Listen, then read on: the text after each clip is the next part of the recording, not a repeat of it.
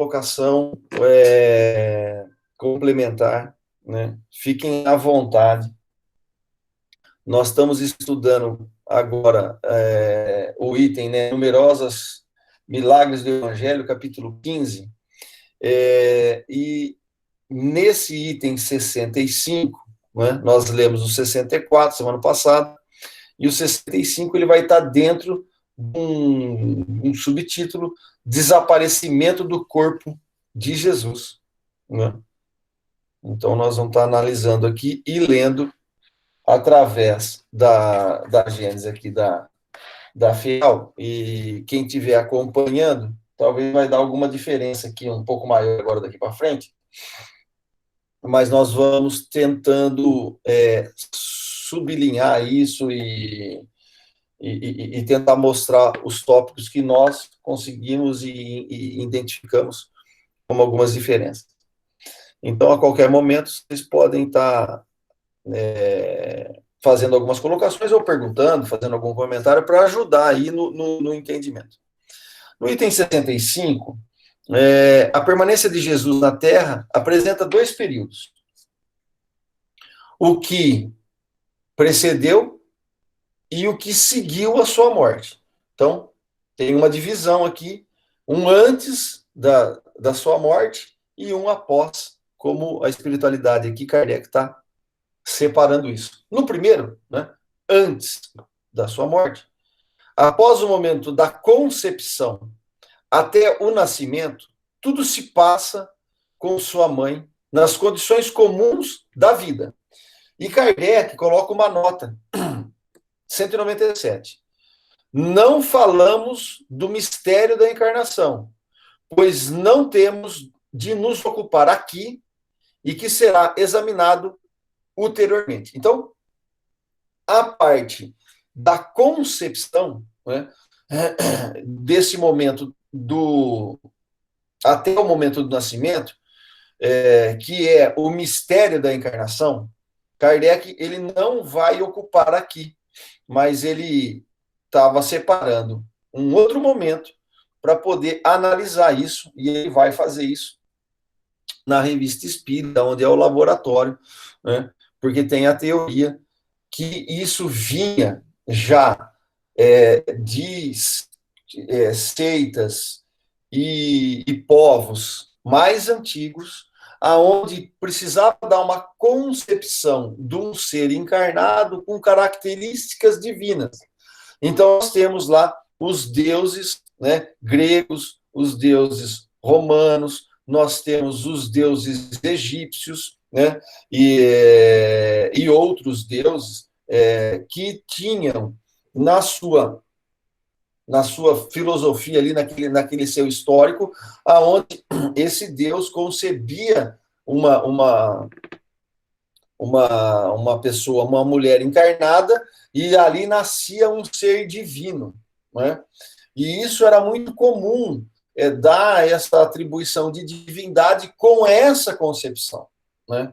E a Igreja Católica acaba pegando, para dar um caráter divino de tudo isso, esses conceitos que são conceitos antropológicos, né? O Herculano Pires ele vai tratar muito bem desse assunto num livro chamado O Espírito e o Tempo, né?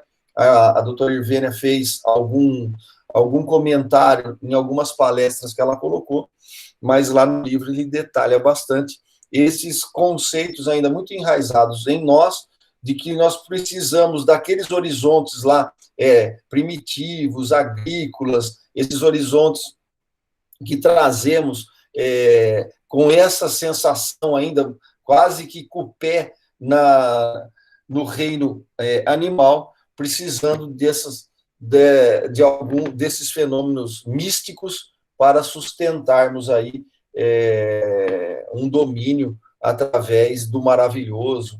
Então, Kardec não vai se atentar aqui, mas ele vai falar o seguinte: ele vai no primeiro período, que é antes da morte de Jesus, né? Após o momento da concepção até o nascimento, tudo se passa com sua mãe nas condições comuns da vida. Ou seja, é o mesmo processo, do mesmo jeito que todo mundo. Não existe uma diferenciação, um milagre, uma intervenção, alguma coisa, né, diferente do comum. Né? Isso é muito importante nós nos atentarmos. Por quê? Porque qualquer conceito que fizermos, seja de Jesus ou de qualquer outra personalidade, afirmando que não são pelas condições comuns da vida, nós estamos falando de outras coisas, menos de espiritismo. Não é? Então, isso é muito importante a gente pontuar, para que a gente não se perca. Após o nascimento, até a sua morte, tudo em seus atos, em sua linguagem e nas diversas circunstâncias de sua vida, apresenta as características inequívocas da corporeidade. E só esses 2 parágrafos daria para, novamente, com muita atenção no texto, refutar qualquer obra de Rustang, né, dos seus 4 evangelhos, ou qualquer outra obra que venha validar esses conceitos do corpo espiritual de Jesus vindo na Terra sem passar pela encarnação, né? Sendo aí quase que uma gênese. E no item 64, né, Kardec estava pegando a impossibilidade do agêneres, né, viver uma vida como a de Jesus. Não a impossibilidade de existir a materialização de um agêneres em períodos curtos, né?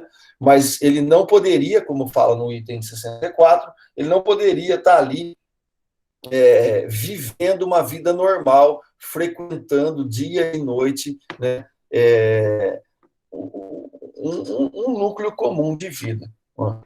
Então, os fenômenos de ordem psíquica que se produzem nele são acidentais e nada anormais, já que se explicam pelas propriedades do perispírito e se encontram em diferentes graus em outros indivíduos. Após sua morte, ao contrário, tudo nele revela o ser fluídico. A diferença entre os 2 estados é de tal forma marcante que não é possível compará-los. Então, Kardec está fazendo uma divisão que tudo que nós formos analisar na vida de Jesus encarnado, em todos os seus atos e condições, são do nascimento à morte, são circunstâncias de características inequívocas da corporeidade. Então, tudo que acontece com o corpo, tudo que o corpo precisa se alimentar, precisa se proteger, precisa se abrigar das intempéries, ele ia na caverna, precisa prover alguma coisa para gerar energia, assim ele fazia. Isso tudo na parte fisiológica. Quanto aos fenômenos psíquicos, que que produzem nele, são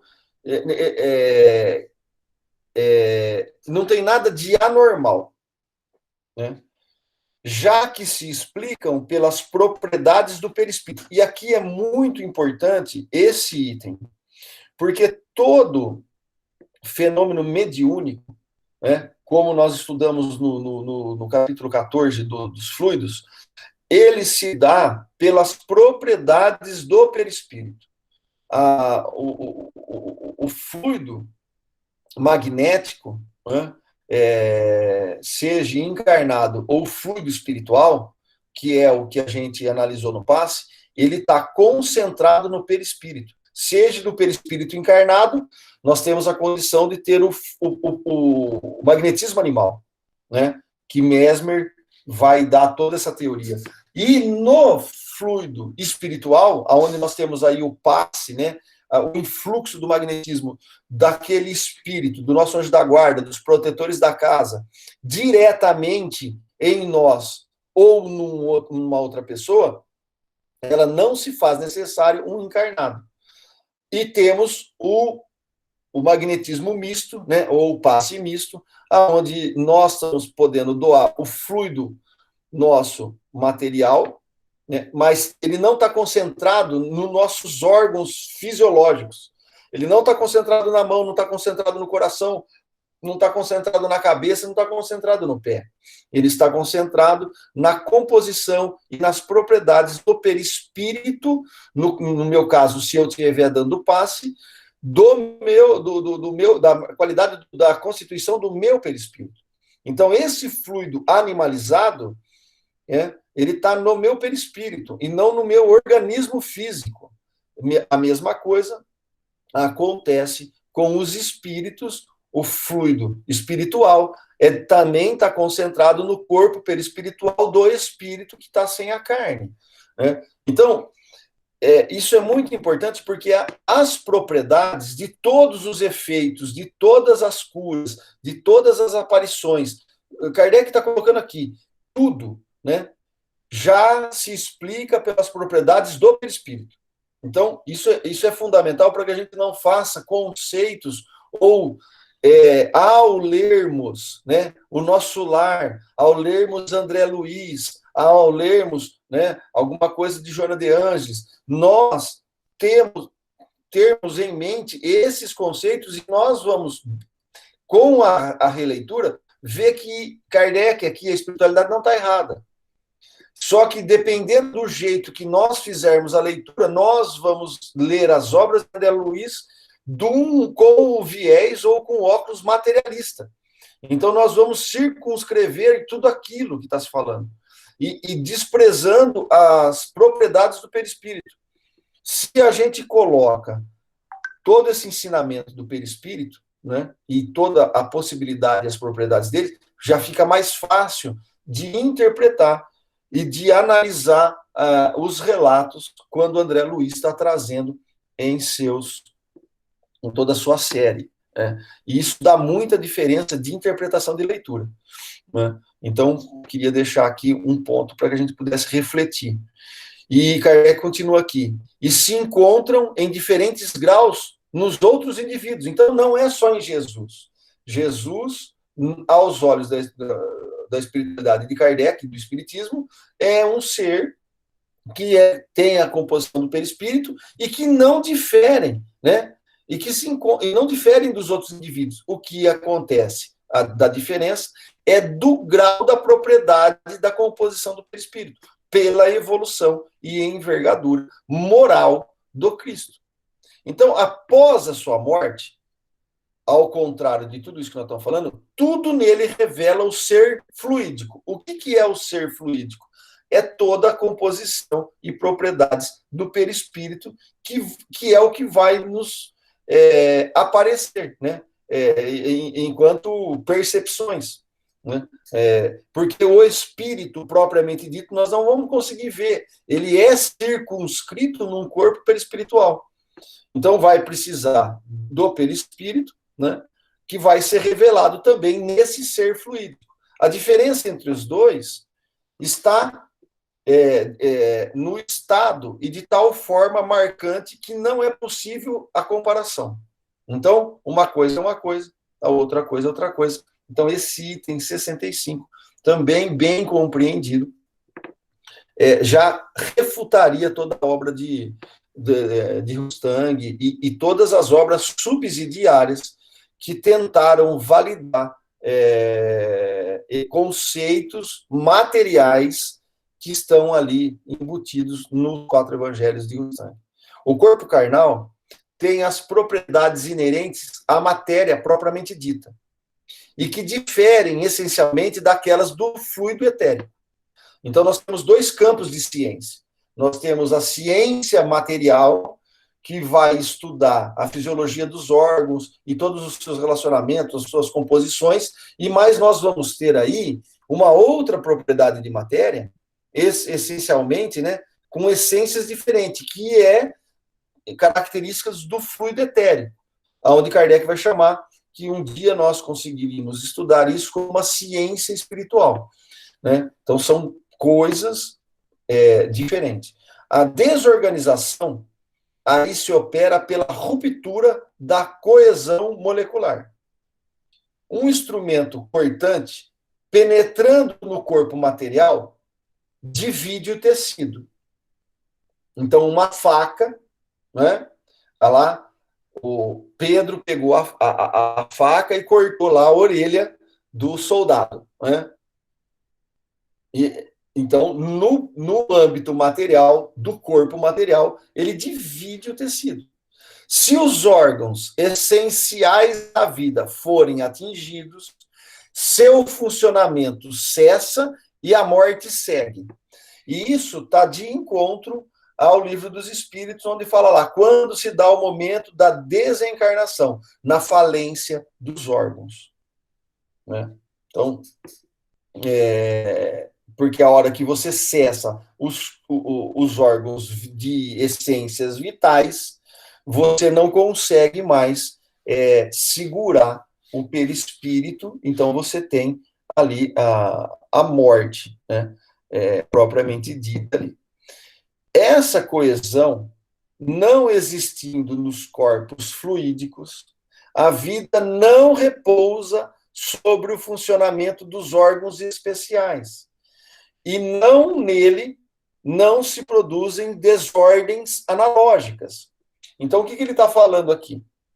Que com todo condicionamento fisiológico, né, que vai nos remeter a prazer ou dor, são composições e reflexos dos corpos materiais, que estão coesos. E se você tem uma ruptura, se você tem um desarranjo dessa coesão, você tem efeitos ali automáticos ao corpo físico. Essa coesão não existe nos corpos fluídicos. A vida não repousa sobre o funcionamento dos órgãos especiais. Então, que órgãos especiais? Coração, pulmão, pâncreas, fígado e assim por diante. E não nele não se produzem desordens analógicas. Então, quando estivermos do outro lado, com o nosso corpo perispiritual, as desordens não vão ser da mesma ordem que o corpo físico.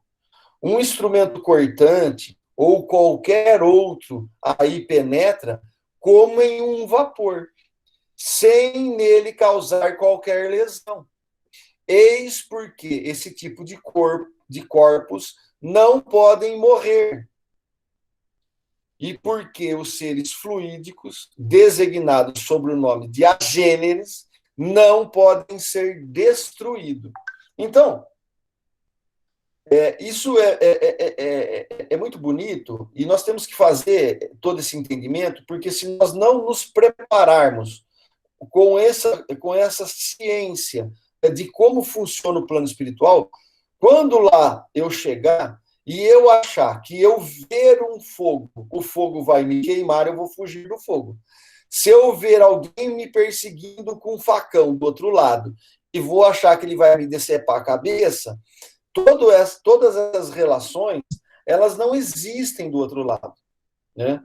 Só que o condicionamento que nós, por vários e vários anos, ou até várias e várias encarnações, não libertamos desse materialismo, com esses conceitos materialistas, nós vamos estar do outro lado, meio que fugindo da própria ilusão. Né? Então, após o suplício de Jesus, né, seu corpo ficou inerte e sem vida. Então, naquele instante derradeiro na cruz, após ele dar o último suspiro, né, após esse suplício, o corpo de Jesus ficou inerte e sem vida.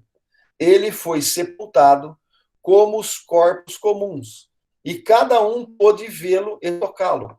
Após a ressurreição, quando ele quis deixar a terra, não morre outra vez, seu corpo se eleva, desvanece-se e desaparece sem deixar nenhum traço, prova evidente de que esse corpo era de outra natureza, diferente. Diferente. E agora aqui? Diferente. 65. Será que eu perdi um pedaço aqui? Só um minutinho.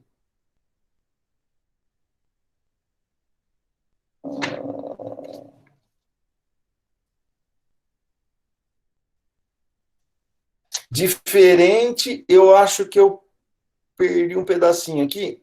Deixa eu ver se está aqui. Eu vou ler aqui, e na hora de eu transcrever aqui, copiar e colar, diferentes. Vou pegar o livro aqui. Após o suplício da ressurreição, não morre o corpo, diferente daquele que permaneceu na cruz, de onde é preciso concluir que se Jesus pôde morrer, é que ele tinha um corpo carnal.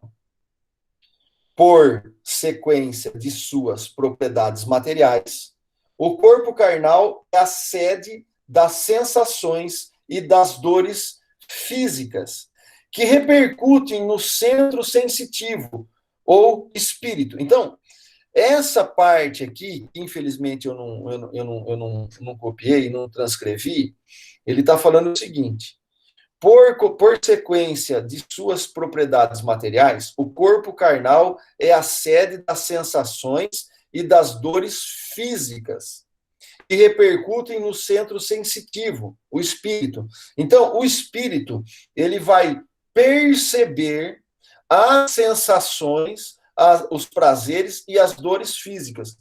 Kardec, no último livro, né, que ele está escrevendo aqui, da Gênesis, em 1868, ele vem validar os conceitos já estudados na academia, no Instituto de Sorbonne, em 1830, né, aonde separava a fisiologia, aonde era estudado que a alma era um ser encarnado, né, que a fisiologia do corpo, né, daria as sensações e as dores da fisiologia, e que o espírito perceberia isso. Então, você teria a percepção do espírito e você teria a sensação da fisiologia do corpo, travando em dor e prazer, né, que eram inerentes ao organismo, e ao espírito é o quê? É vontade, razão e imaginação. Então, quando a gente lê essa parte da Gênesis, sem, de repente, estudar o espiritualismo racional, que aí nós estamos falando ali de 1830, 1835, né, que era comum esse estudo na época, porque o estudo da universidade e no fundamental era um estudo com características espiritualistas. Hoje, as nossas escolas, elas são de características materialistas. Todos os fundamentos e toda a nossa ciência, hoje, de maneira acadêmica, ela é de cunho materialista. Não era assim na época de Kardec. Quando Kardec deixa de lecionar, quando vem a igreja interferir, era justamente nesses conceitos que eles trabalhavam, que a igreja não deixava o professor falar que nós somos uns seres encarnados, que nós temos uma alma e que essa alma ela tem uma composição característica e que o corpo tem outra composição característica. Então, isso se perdeu, né? Hoje, a nossa escola ela é 100% materialista, né? E toda essa parte espiritualista, e não estou falando aqui de religião, eu estou falando de estudar, né? Nós temos um livro aqui, depois eu posso pôr no grupo, na Paul Janet, na Biblioteca do Império, eu tenho aqui a versão que eu peguei em PDF, e vai falar dessas características e como estudavam isso aqui no Brasil, né? Que o Paul Janet vem dessa corrente, né? Que vem de Pestalozzi, vem de Mandelbrot, vem de pensadores lá, vem do próprio Kardec, que era uma corrente de ideólogos que estudavam na universidade todos esses conceitos. E isso deu tanto certo na época que foi aplicado no fundamental. Então, você não estudava as religiões, você estudava as características. Por exemplo, o animal tem uma alma. Né? Eu tenho o livro aqui, está em português, e falando sobre isso. E da responsabilidade do dever para com o animal, entendendo que o animal é um ser que tem uma alma. Então, isso era estudado na Escola do Império, aqui no Brasil. Né? E isso foi tirado da onde?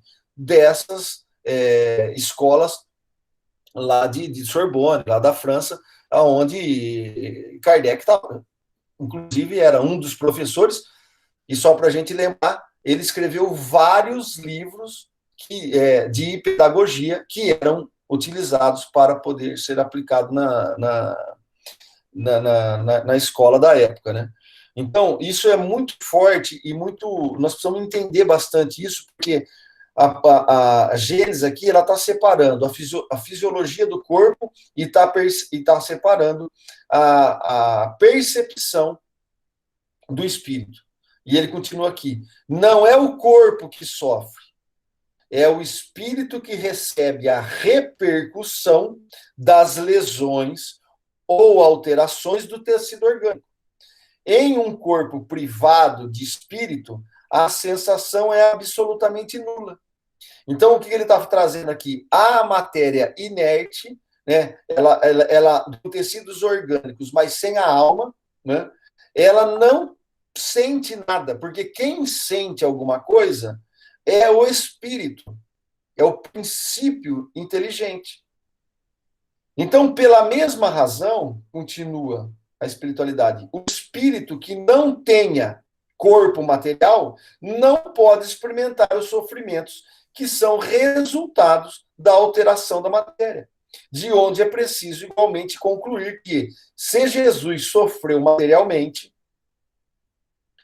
o que não se pode duvidar é que ele tinha um corpo material de uma natureza semelhante à de todo mundo. Né? Então, é bem interessante esse item, que depois eu convido para que vocês possam reler, e de repente eu acho que valeria a pena pegar um dia e destrinchar esse conceito do item 65 com a proposta de ensino espiritualista, porque Kardec ele vai falar o seguinte, que o espiritualismo racional, né, ele é o precursor do espiritismo, e que as ideias contidas no espiritualismo racional, elas validam, e o espiritismo é a consequência daqueles fundamentos. Quando eu li isso, eu não entendia bem, porque eu não tinha esses conceitos. Como é que uma coisa... Quando Kardec fala assim que o magnetismo animal de Mesmer, né, são ciências irmãs, gêmeas. Não dá para entender o espiritismo se não entendermos o magnetismo. E aí ele vai falar assim na Revista Espírita, não vou me ater ao magnetismo, porque já tem muitas obras publicadas. Vamos passar daqui para frente, né? Então, e a hora que ele joga depois lá na frente, né, em 67, 68, que o espiritualismo racional é a continuidade, né, ou que o espiritismo é a continuidade do espiritualismo racional, e por isso que ele joga o espiritismo no rol das ciências filosóficas, inclusive, é porque é uma continuidade de tudo que se estudava na academia. Então, com esses conceitos de filosofia, de ciência e de moral, Kardec estava se relatando a como era composto a grade curricular do estudo em Sorbonne em 1830. Se você pegar a grade curricular daquela época, ela é a composição. Estudava-se a moral, estudava-se as ciências e estudava-se a filosofia. E aí ele vem com esse tríplice aspecto. Na verdade, é uma continuação. Como nós não temos essa base, às vezes a leitura que nós fazemos, ela acaba ficando meio que de uma maneira não tão completa e também não tão linkada, tão bonita, porque há uma continuidade do saber, porque a gente acha que, ou cai para o espiritismo como um segmento religioso, E aí, às vezes, a gente faz uma confusão danada, que era justamente o que os divulgadores de Rustang queriam. Né? Qual que é o problema do Evangelho de Rustang? Não é o problema de ler, o problema é de aceitar os conceitos. Porque eles queriam dar um jeitinho do Espiritismo ser a nova religião, a religião mundial, a religião que ia congregar e ia todo mundo converger para essa religião universal, uma religião global, única. E Kardec desviava disso. Ele não queria, de nenhum momento, que o Espiritismo fosse enquadrado como religião, justamente para não ter o sectarismo, para que não ter as brigas que sempre tiveram em prol de deter em uma religião os conceitos da verdade, e essa verdade vai libertar, né? Vai salvar, aliás, né? Porque você aceita a igreja te salva. Você aceita essa verdade dessa corrente da igreja e ela vai te salvar. E Kardec vem falar assim, não, fora da caridade não há salvação. Então isso também é muito profundo, porque ele fala isso na Revista Espírita, ele queria fugir de tudo isso, justamente para não cair em todas as brigas desse cunho religioso. Tá? No item 66, aqui na sequência, os fatos materiais vêm se ajuntar considerações morais, todo poderosas. Se Jesus tivesse estado durante sua vida na condição dos seres fluídicos, não teria experimentado nem dor, nem nenhuma necessidade do corpo. Supor que ele fosse assim é tirar-lhe todo o mérito da vida de privação e de sofrimentos que ele escolheu como exemplo de resignação. Se tudo nele fosse apenas aparência, todos os atos de sua vida, o anúncio reiterado de sua morte, a cena dolorosa do Jardim das Oliveiras, sua prece a Deus de afastar o cálice dos seus lábios, sua paixão, sua agonia, tudo, até o último brado, no momento de render o espírito, teria sido apenas um vão simulacro, uma encenação, para enganar quanto à sua natureza e fazer crer no sacrifício ilusório de sua vida uma farsa indigna de um simples honesto homem, e com mais forte razão, de um ser tão superior. Ou seja, ele teria abusado da boa-fé de seus contemporâneos e da posteridade, né? Toda. Tais são as consequências lógicas desse sistema. Consequências que são inadmissíveis, porque o rebaixariam moralmente em vez de elevá-lo. Jesus, pois, teve, como todo mundo, um corpo carnal e um corpo fluídico, demonstrados pelos fenômenos materiais e pelos fenômenos psíquicos que marcam a sua vida. Então, eu estou insistindo um pouco nesses pontos, porque quando soltou a obra dos 4 Evangelhos de Rustang, Kardec, na Revista Espírita, refutou a obra, analisou ela, né? E aí ele fazia ele salientava: não podemos ter uma doutrina por um único espírito, por um único médium. Isso é fascinação, isso cai no engodo, isso é um perigo. E aí ele dá a receita: o espiritismo só ficaria de pé se o que fosse validado como um conceito fosse universalmente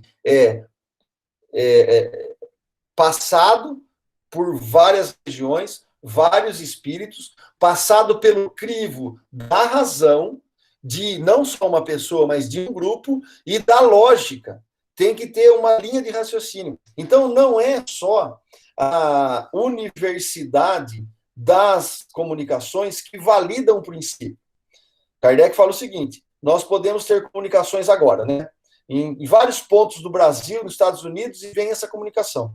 Se essa comunicação, pelo fato de ela ser ao mesmo tempo, né, trazer um novo conceito, se esse conceito não passar pelo crivo da razão, e se não passar pelo crivo da lógica, nós temos que refutar, né? Então, são 3 filtros para que a gente possa fazer para não cair no engodo, né? Então, são receitas de como analisar conceitos e ensinamentos que possam nos chegar. E, infelizmente, nós tivemos aí, hoje a FEB já reconheceu, se eu não me engano, foi em 10 de agosto do ano passado, ela soltou uma carta reconhecendo que as obras de Rustang não fazem parte da doutrina espírita, mas ela fez e publicou vários desses evangelhos, e muitos ditos espíritas, ou do movimento espírita, fizeram também várias obras que validam, sem a gente perceber, conceitos materiais que estavam ali inseridos. Então, se a gente não souber fazer essa leitura, nós vamos pegar alguns conceitos errados e vamos validar como verdade. Então, em vez dessa verdade libertar, essa verdade vai aprisionar, porque eu vou ficar preso no materialismo que eu acredito. Então, eu faço confusão de conceitos. Então, só uma dica aí para que a gente possa ir navegando. E aqui eu queria deixar uma reflexão, e aí depois vocês... no Kardecpédia, que é um site do Cosme Mas, que é gratuito, você tem lá as obras raras. Se você quiser pegar as obras raras, vai estar em francês, né? E você quiser pegar a primeira, segunda, terceira e a quarta edição, foi as edições que Kardec publicou em vida, né? E eu já fiz essa experiência, eu já peguei lá, vou no tradutor do Google e aí eu vou procurando ali algumas palavras, para a hora que eu fico meio perdido entre uma tradução e outra. Então, na tradução que chegou para o Brasil até hoje, né, fora essa que nós estamos estudando aqui, que é traduzida pelo... fugiu o nome aqui, vou falar besteira aqui, pelo Carlos de Brito e Bassaim. Ele também tem uma outra versão dessa tradução aqui, né, que é da quarta edição. Então, esse item 67, ele não existe, ele foi suprimido das edições que nós temos aqui no Brasil. Inclusive, uma que eu e o Ravazzi temos aí, né, Ravazzi? A versão de Herculano Pires, essa aqui. O Herculano, nas obras dele, ele põe um negócio aqui, ó. Ele põe assim, ó, versão inalterada do original. Não sei se vocês já perceberam isso. Livro dos Espíritos, livro da Gênesis, o Herculano, ele carimbava, porque ele traduzia, né, do original, como ele traduzindo. Só que essa obra aqui, ele pegou da quinta edição. Então, ele achava que era do original, da quinta, não era da quarta, né? E a quinta só foi publicada 3 anos, em 1872, 68, 4 anos depois do desencarne de Kardec. Então, esse item 67, aqui nessa obra aqui do Herculano, não, ele está com outros dizeres. Porque nessa aqui tem até o 68, e nessa aqui para até o item 67. Então, esse item 67 do original, estou trazendo aqui, ele foi arrancado inteiro. Então, vamos analisar aqui. Em que se transformou o corpo carnal? Questiona aqui Kardec a espiritualidade. É um problema cuja solução não se pode deduzir, até nova ordem, salvo por hipóteses, pela falta de elementos suficientes para assegurar uma convicção. Essa solução, aliás, é de uma importância secundária e não acrescentaria nada aos méritos de Cristo, nem os fatos que atestam, de certa maneira, muito categórica, sua superioridade e sua missão divina. Então, na introdução aqui, Kardec está falando assim, o que aconteceu com o corpo carnal de Jesus? É um problema cuja solução só pode deduzir-se até nova ordem por hipótese. Mas ele também já deixa um alerta. Ó, brigar nesse princípio é perder tempo, porque isso não muda nada, não acrescenta nada aos méritos, né, de Jesus, e nem traz demérito para Jesus.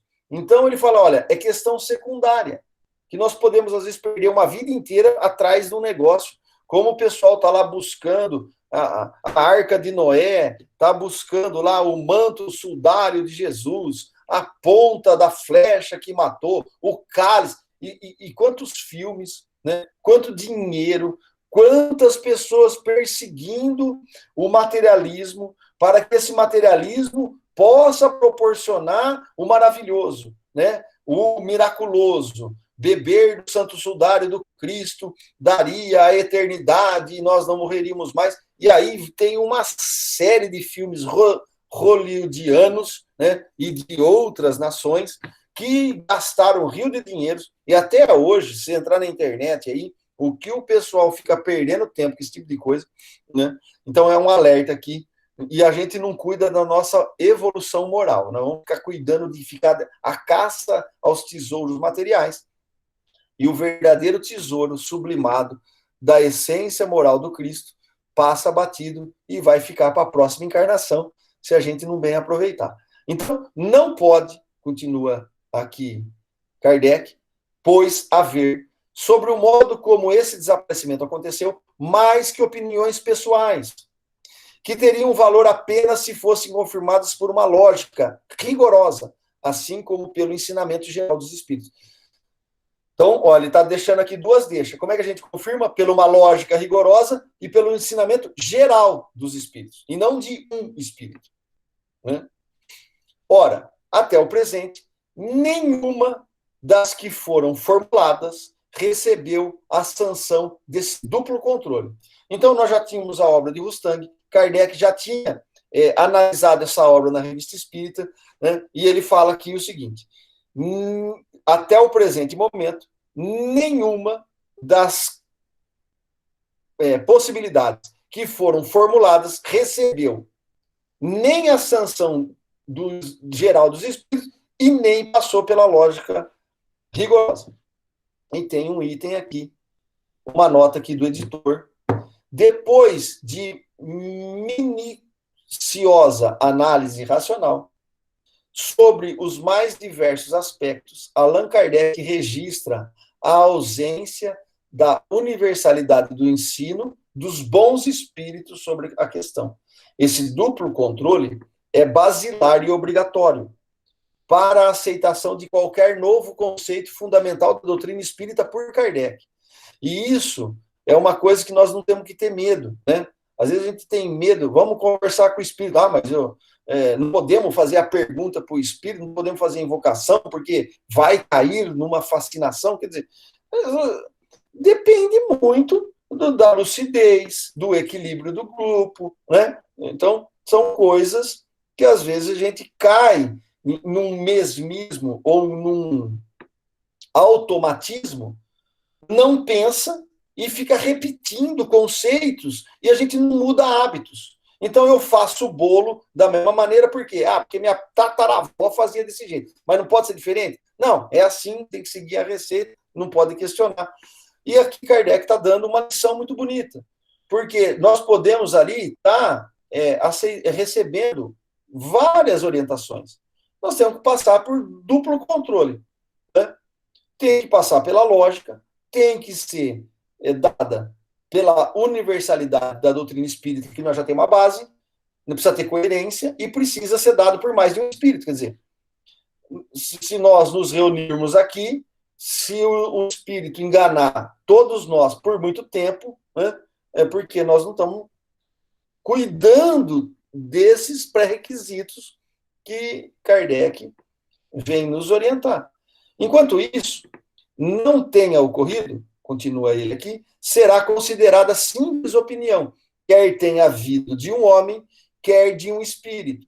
Considera-se, portanto, que Jesus, pois, teve, como todo mundo, um corpo carnal e um corpo fluídico, além de todas as consequências derivadas deste fato para o entendimento da doutrina espírita. Essa é uma nota do editor, que ele está analisando tudo que Kardec está falando aqui.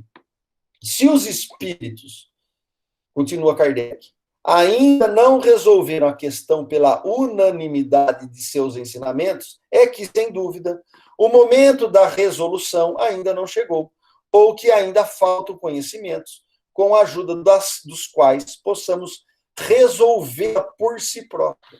Entretanto, sendo descartada a suposição de um rapto clandestino, poder-se-ia encontrar, por analogia, uma explicação provável na teoria do duplo fenômeno do transporte e da invisibilidade. E aí, Kardec está falando assim, para validar essas possibilidades, leiam o Livro dos Médiuns, capítulo 4 e capítulo 5. Né? Então, eu não coloquei aqui. Esse item, eu acho que eu não peguei lá o Livro dos Médiuns, é porque é comprido, né? Agora eu estou lembrando por que eu não fiz isso. O capítulo 4 inteiro e o capítulo 5 inteiro. Então, acho que vale a pena lermos lá para poder estar entendendo o porquê que Kardec está trazendo tudo isso. Para mim aqui, de novo, fica muito claro e uma maneira assim que eu não consigo entender, né, com aqueles baluartes do espiritismo lá no começo, né, conseguiram fazer lá na FEB que fosse dentro do estatuto. O estatuto foi mudado da FEB lá atrás, né, e inserido o Evangelho do Rustang, e tinha uma bandeira que se tinha que se estudar só o Evangelho segundo o Espiritismo também, para que o Espiritismo fosse a religião do futuro. Então, foi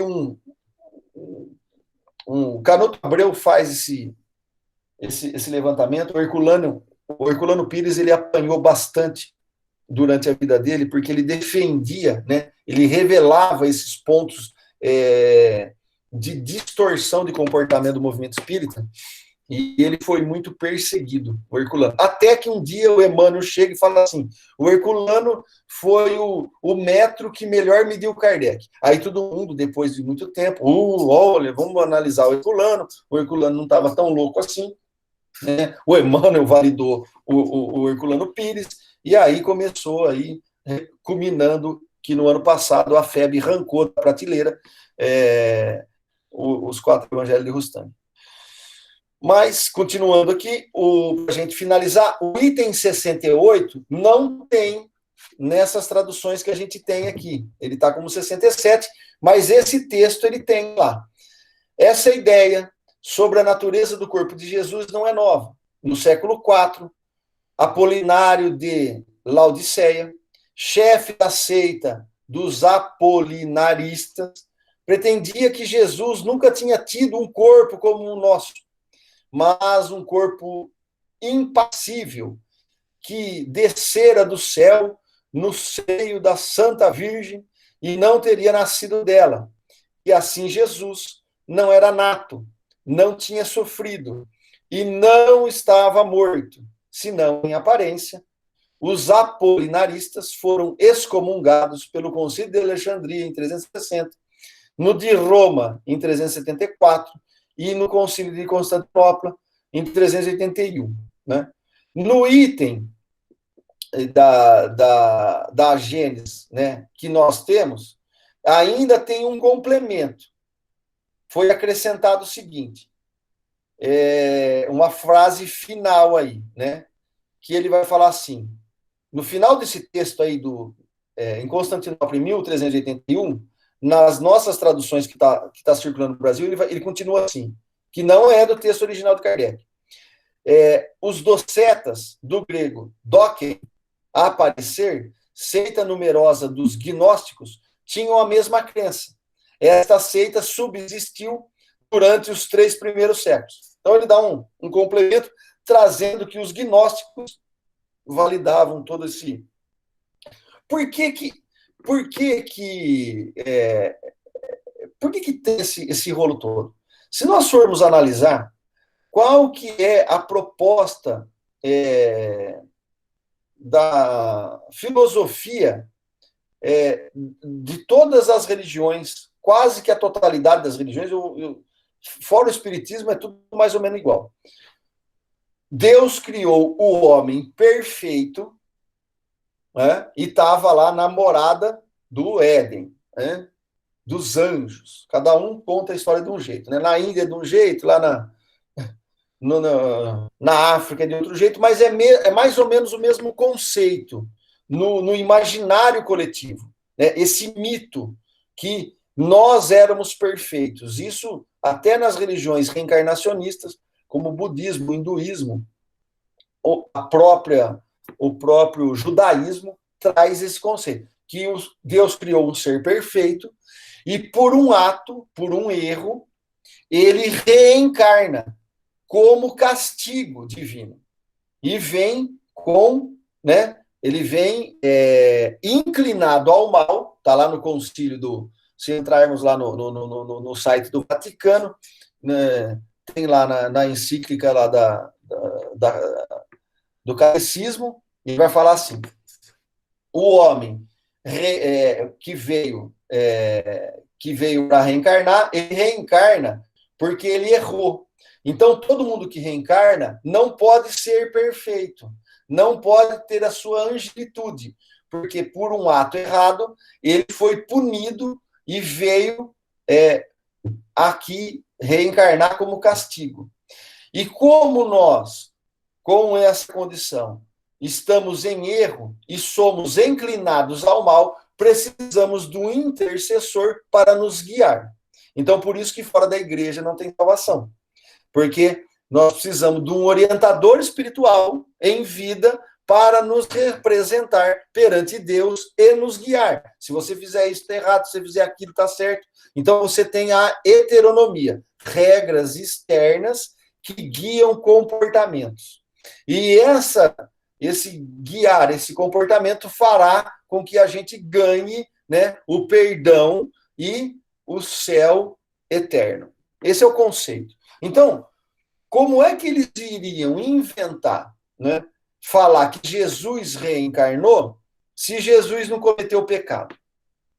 Então, algumas seitas falou, não, ele não veio, ele veio em corpo espiritual. Jesus não reencarnou. Jesus veio no seio da Santa Virgem, né? E ela nasceu ali, foi concebida por uma parte espiritual, né? E nasceu o Filho de Deus. A Igreja Católica, ele traz ali, para resolver essa questão, ele traz a Trindade Universal, onde Jesus é o próprio Deus. Para poder... como que você vai resolver, né, a reencarnação de um ser que é sublimado, se só reencarna quem tem culpa e um erro, né? Porque não é vários erros, é um erro lá no paraíso, né? Você comeu, deu uma mordida, não comeu nem a maçã inteira, coitado, ele deu uma mordida e aí, pá, já perde o paraíso. Então, esses conceitos aqui, para a gente ir justificando conceitos equivocados, nós vamos precisando criar mais conceitos esdrúxulos para poder sustentar uma coisa que é impossível, né? Ele está longe da verdade. Então, isso que eu queria trazer aqui, deixar para vocês, para que... E eu estou fazendo de uma maneira que eu ia de propósito, né? Vocês me desculpam, mas é uma provocação, que é justamente para dar uma chocada. E eu estou fazendo isso com consciência, né? Dar essas apimentadas, dar as alfinetadas, dar essa chacoalhada, para que a gente saia da zona do conforto, e não acredite aqui no que eu estou falando, mas vamos buscar, vamos ler, né? Vamos pesquisar, para ver, puxa vida, né? Será que esse jeito que está lendo aí está certo, está errado? Né? Porque é a maneira que eu interpretei como a mais lógica, e a mais racional aqui no texto, né? Então, é isso que eu queria dividir no dia de hoje. Agradecer aí a vocês a paciência, né? E a semana que vem a gente continua. O item teoria da presciência, tá? Lá no capítulo 15 também. Então a gente fica isso para a semana que vem. Queria agradecer a Deus pela oportunidade, esses momentos de união, de estudo, de reflexão. Pedindo a Jesus que sempre nos oriente, nos ampare, nos ilumine. E a espiritualidade amiga, que nos proteja. E que essas energias, e que esses estudos, verdadeiramente, Senhor, esperamos que aqueles que estão sendo atendidos lá na nossa casa, né, comecem a despertar para esses conceitos, onde os seus corpos espirituais não são mais corpos materiais, não queimam, não estão afogando, não estão sufocando. Tudo isso é projeção da mente desses espíritos que, perturbados, ainda sentem tudo isso, né?